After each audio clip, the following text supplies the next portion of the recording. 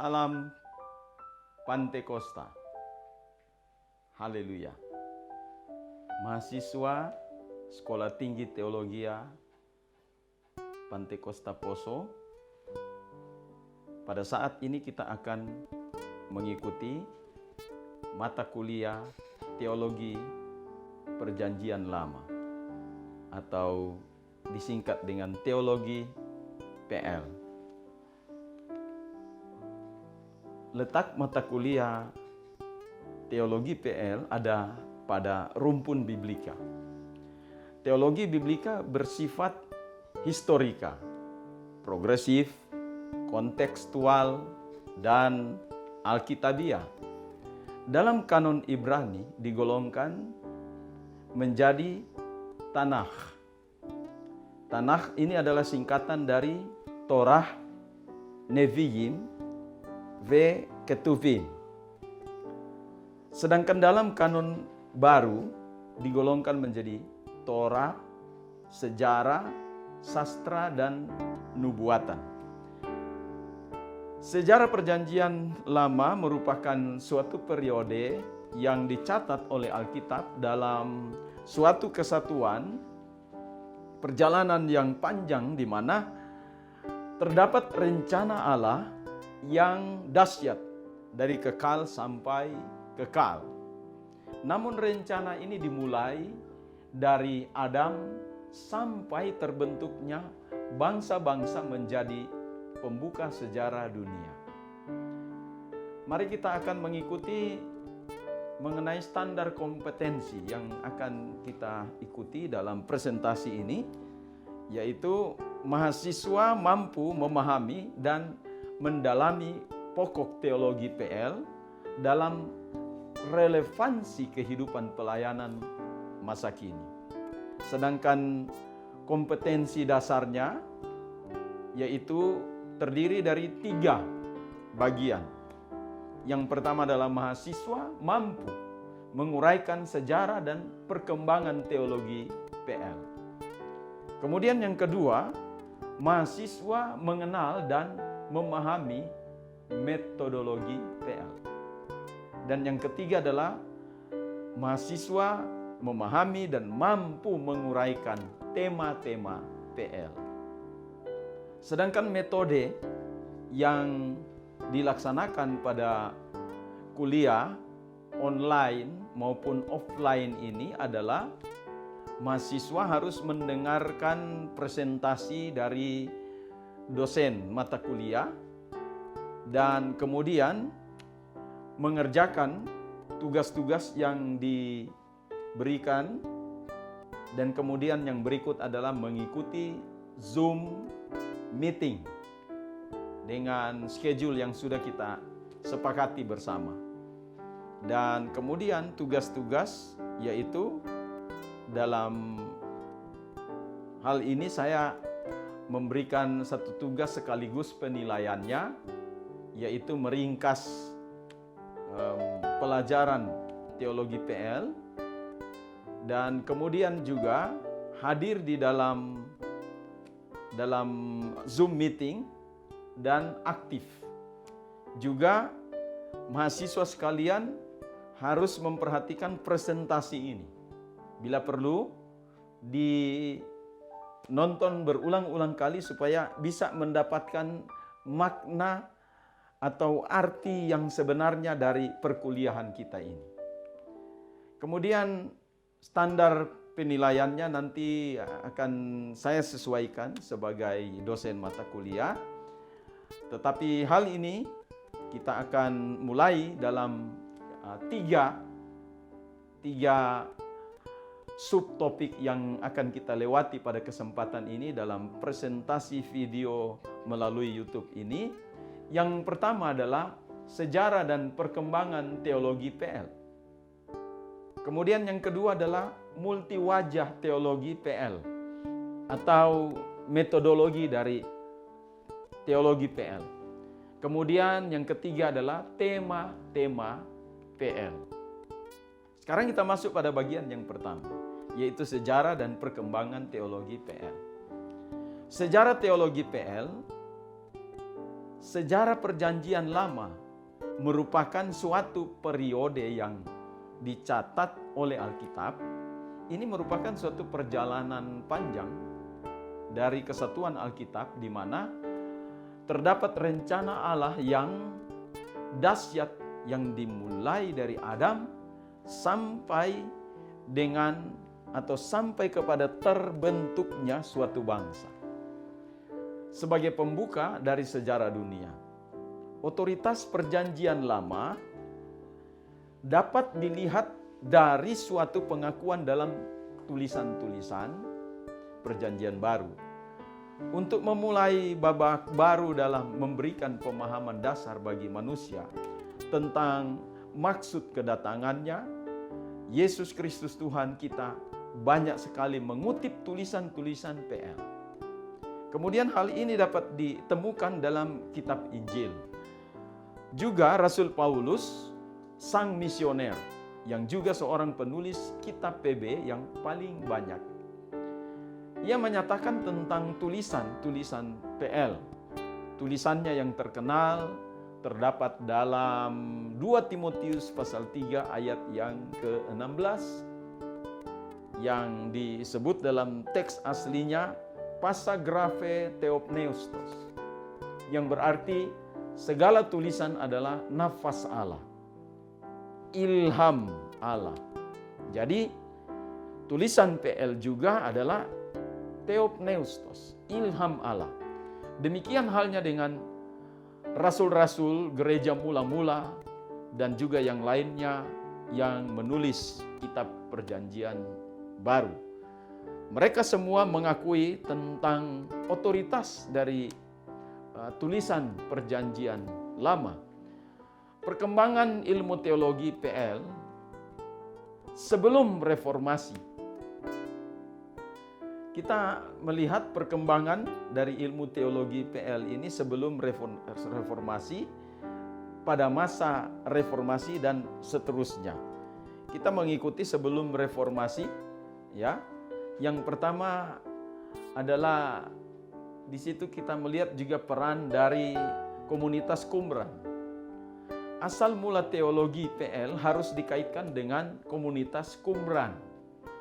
Komunitas Qumran telah menafsirkan materi-materi teologi PL, kemudian menulis komentar dari beberapa kitab PL, dan menyanyikan beberapa himne berdasarkan tema-tema PL. Mereka memandang diri sendiri seolah-olah hidup di masa lampau dan percaya bahwa PL sedang digenapi dalam pengalaman-pengalaman mereka. Mereka percaya bahwa nubuatan-nubuatan PL berisi sesuatu yang misterius, yang maknanya dinyatakan atau dinubuatkan melalui pemimpin gereja. Artinya bahwa nubuatan-nubuatan PL itu dinyatakan maknanya atau dibukakan oleh pemimpin-pemimpin mereka. Namun dalam catatan khusus, mereka berbeda dengan komunitas gereja mula-mula dalam hal nubuatan Mesias. Bagi komunitas Qumran, nubuatan tentang Mesias sedang dinantikan. Namun bagi komunitas gereja mula-mula, nubuatan Mesias adalah sudah digenapi di dalam diri Yesus Kristus Tuhan kita. Kemudian yang kedua adalah bidat, marcionisme. Pada intinya konsep pemikiran marcionisme terdapat atau terhadap Perjanjian Lama adalah Allah Perjanjian Lama sama sekali berbeda dengan Allah Perjanjian Baru. Pandangan teologi PL ini ada kaitannya dengan filsafat Gnostik, di mana Gnostik menganggap bahwa alam memiliki dualisme, yakni materi dan non-materi. Alam secara materi adalah jahat. Itu menurut pandangan filsafat Gnostik. Kemudian kita maju pada bagian yang ketiga adalah gerakan Renaissance. Sebelum Renaissance, ada masa kegelapan di mana kekristenan sudah mengabaikan otoritas Alkitab. Mereka hanya bergantung pada kata bapak-bapak gereja. Sedangkan pada masa Renaissance, para tokoh sudah melakukan tafsir terhadap kitab suci. Kemudian, sejak atau masa reformasi, dalam bagian ini, yang pertama adalah zaman reformasi sampai Pietisme.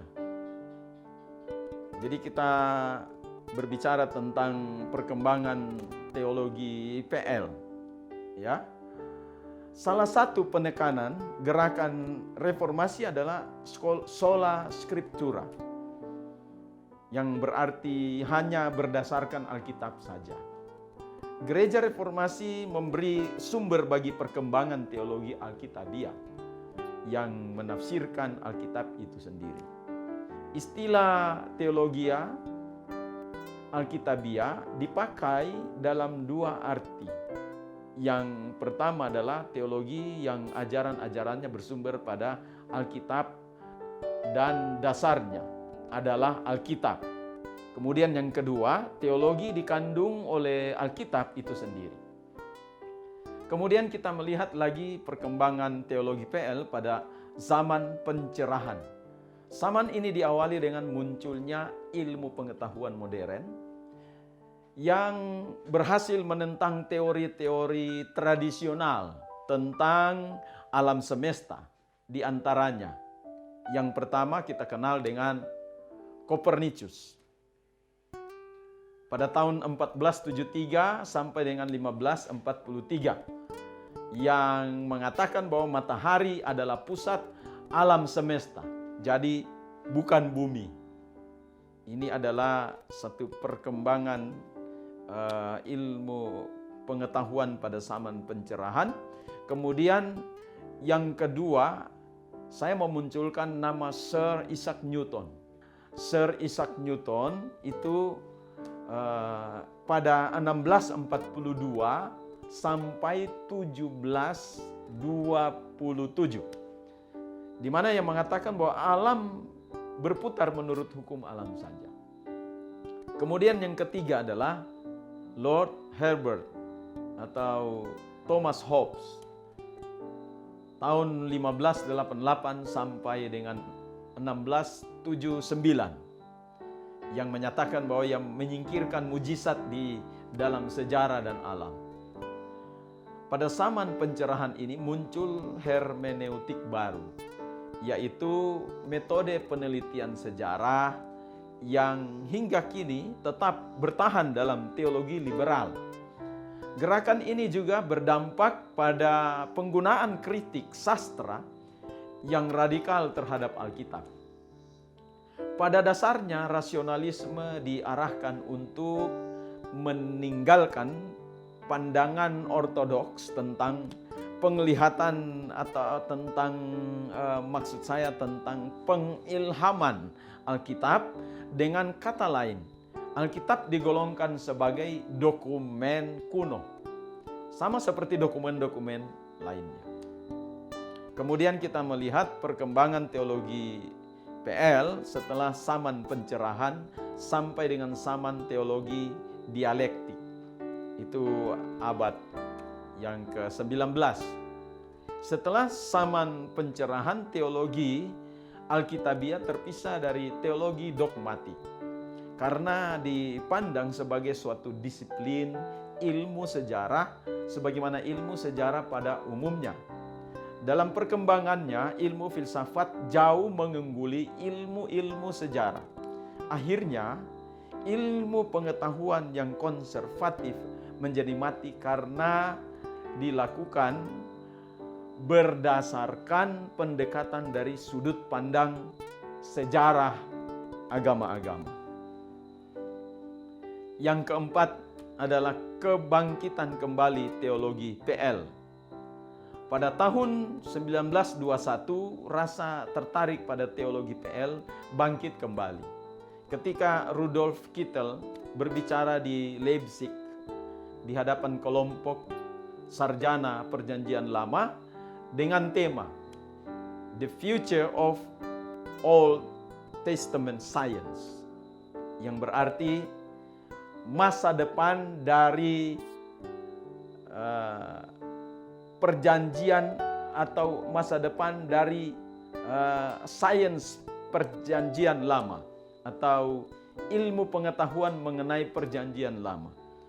Kittel memberi penekanan pada kekurangan penelitian literal dan histori tentang PL dan terpanggil untuk membuat tentang nilai agama secara khusus di dalam PL. Ia pun mengatakan bahwa sarjana harus membuat presentasi yang sistematis tentang esensi dari agama PL dan menyelidiki kedalaman rahasia ilahi sebagai landasan. Sebagai catatan khusus bahwa perjuangan ini dilakukan saat terjadi antirasisme terhadap orang Yahudi yang sesungguhnya pelaku sejarah dalam teologi PL. Jadi kita melihat dalam sebuah perkembangan yang cukup panjang, hal-hal yang luar biasa kita lihat di sini, dan kemudian kita akan menuju pada bagian-bagian berikutnya. Kita masuk pada bagian yang kedua, yaitu metodologi teologi PL. Sebenarnya ada banyak metodologi yang dituliskan oleh para sarjana PL, tetapi hanya dikemukakan 4 metode penting. Yang pertama adalah metode deskriptif historis. Ahli teologi Alkitabiah harus memusatkan perhatian pada soal menguraikan arti asli dari ayat dan bukan makna ayat itu untuk masa kini.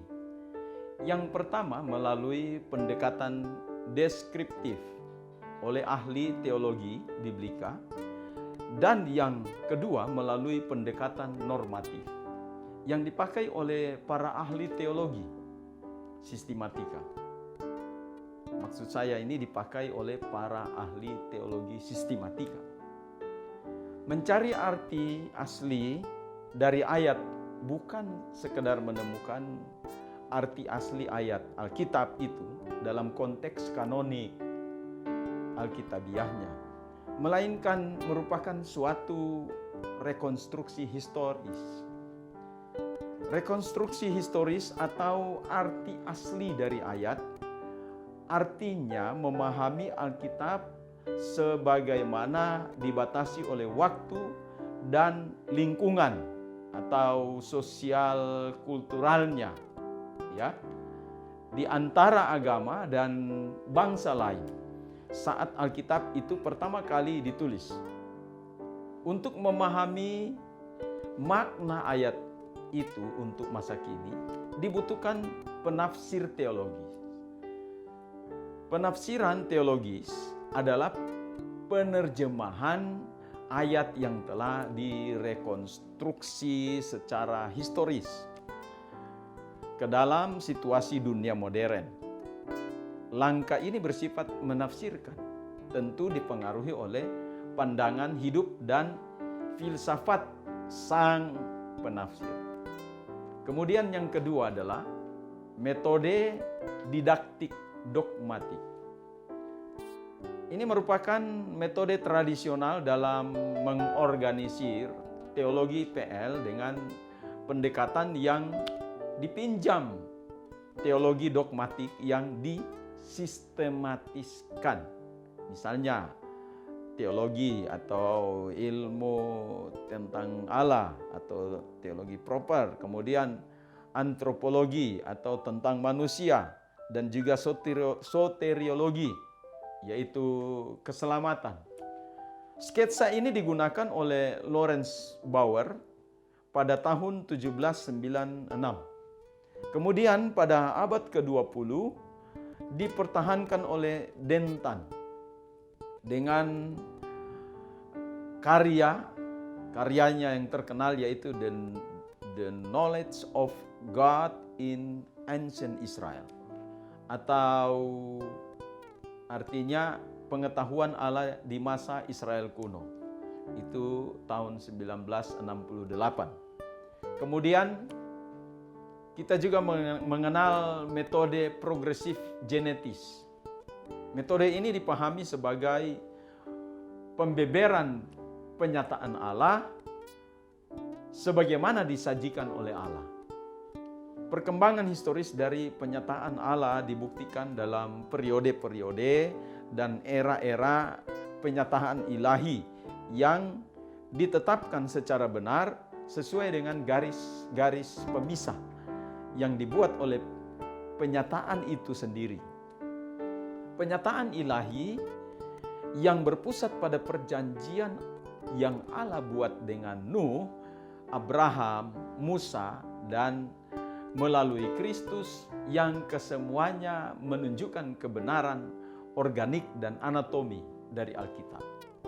Kemudian metode yang keempat yaitu metode diakronis. Metode ini dikembangkan sekitar tahun 1930-an. Salah seorang pencipta metode ini adalah Gerhard von Rath. Ia berusaha menceritakan ulang kerikma atau pengakuan PL yang terungkap lewat metode sejarah tradisi diakronis.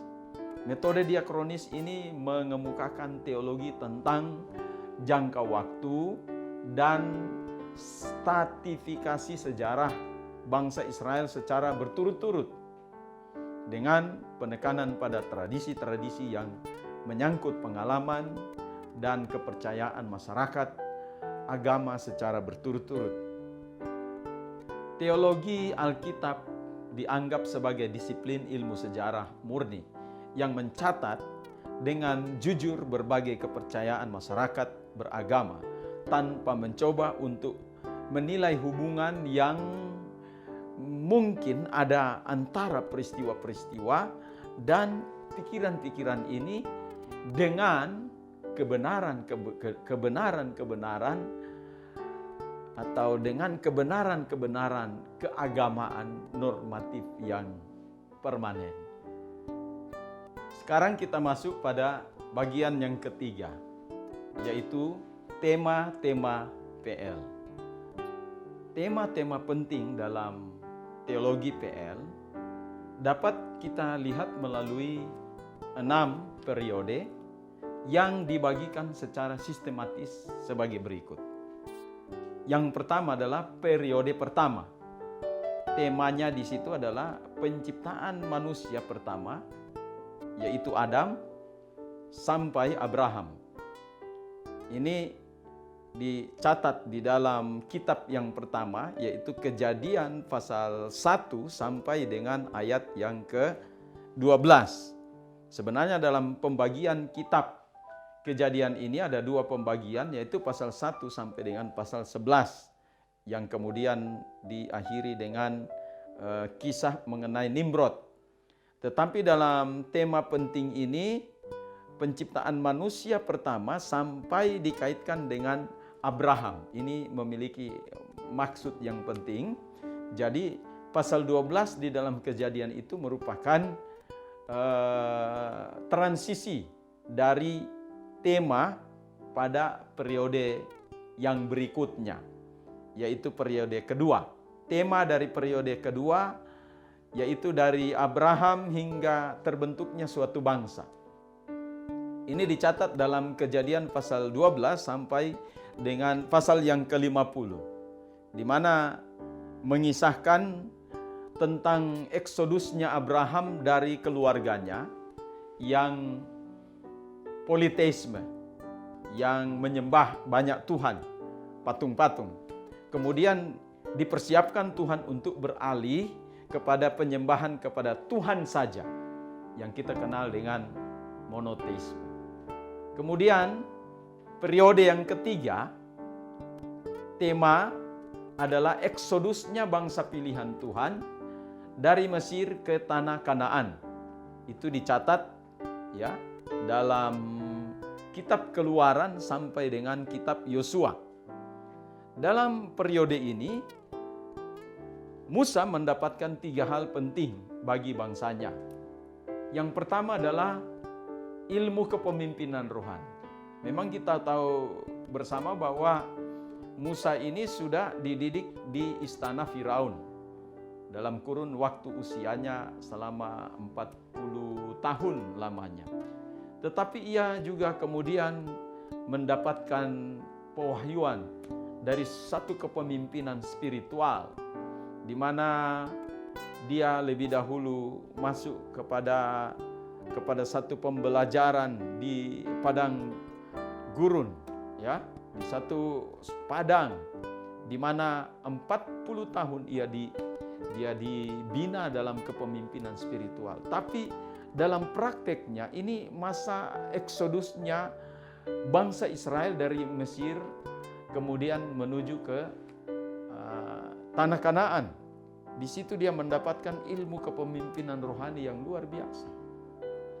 Kemudian yang kedua adalah mereka mendapatkan undang-undang atau hukum Torah yang terbagi menjadi hukum moral, kemudian juga hukum yudisial dan hukum seremonial, yaitu upacara-upacara dalam pelaksanaan ibadah. Dan kemudian yang ketiga adalah di mana di situ didapatkan pewahyuan mengenai hari-hari raya. Ya, kita tahu persis bahwa 3 hari raya besar, ya. Paskah, Pentakosta, Pondok Daun-daunan yang kemudian dijabarkan menjadi 7 bagian besar. Mahasiswa sekalian bisa mempelajari secara khusus mengenai hari-hari raya Israel. Kemudian periode yang keempat, temanya adalah masa kemerosotan iman. Itu dicatat dalam kitab Hakim-Hakim dan juga kitab Rut, di mana di sini ada jatuh bangunnya bangsa pilihan Tuhan. Waktu mereka sampai ke tanah Kanaan belum selesai karena Yosua meninggal dan kemudian kepemimpinan beralih kepada kepemimpinan hakim-hakim. Nah, di sini mereka berjuang dalam jatuh bangunnya, ya. Ini yang disebut dengan masa kemerosotan iman. Kemudian pada periode yang kelima, tema dari PL ini adalah kerajaan bersatu. Ya, itu dikisahkan dalam 1 Samuel, kitab 1 Samuel sampai dengan kitab 2 Tawarikh yang mengisahkan tentang kerajaan bersatu. Dalam kurun waktu 120 tahun, mulai dari Raja Saul sampai dengan Raja Salomo, jadi ada 3 raja yang memerintah, Raja Saul, Raja Daud, dan Raja Salomo. Nah, masih menyisikan persoalan kepemimpinan pada masa Raja Saul, sehingga bangsa Israel ini belum benar-benar ya mendapatkan perjuangan yang final. Tetapi pada masa kepemimpinan Daud, ia berhasil mempersatukan kerajaan ini dan kemudian diteruskan oleh anaknya Salomo, dan kemudian Salomo tinggal meneruskan satu cita-cita pembangunan bait suci yang sudah ada pada ayahnya Daud. Jadi kesimpulannya di sini adalah dalam kurun waktu 120 tahun mulai dari Raja Saul sampai Salomo, bangsa pilihan Tuhan berjuang dengan gigih untuk mempersatukan Israel, dan itu diakhiri dengan persatuan ya seluruh Israel pada masa pemerintahan Raja Daud. Kemudian periode yang keenam yaitu tema kerajaan terpisah. Kitab ya sejarah raja-raja Israel ini memuat tentang hal itu. Kemudian bangsa ini menjadi terpecah menjadi dua. Ya, di dalam kitab sejarah raja-raja Israel, yaitu kerajaan utara dan kerajaan selatan. Kerajaan utara yang pertama-tama dipimpin oleh Yerobeam dengan mengambil ibu kota Samaria. Dan kemudian kerajaan selatan, ya, yang terdiri dari 2 suku. Kerajaan utara adalah 10 suku, kemudian kerajaan selatan 2 suku dipimpin oleh Rehabeam. Dan ibu kotanya tetap Yerusalem. Kerajaan terpisah menjadi 2 bagian, yakni Israel Utara dan Israel Selatan. Jadi di sini adalah peran para nabi dan penulis kitab nabi-nabi berperan pada masa ini untuk mengingatkan bangsa Israel sampai nanti pada masuknya satu masa yang baru, yaitu di mana kisah Yesus Kristus Tuhan kita yang dikisahkan pada perjanjian yang baru. Kiranya presentasi saya pada kesempatan ini bisa menjadikan acuan bagi seluruh mahasiswa untuk bisa mempelajari lebih dalam lagi tentang teologi PL, dan juga jangan lupa tugas-tugasnya dikerjakan, dan kita akan melanjutkannya pada Zoom meeting sesuai dengan schedule yang sudah ditentukan. Tuhan Yesus memberkati.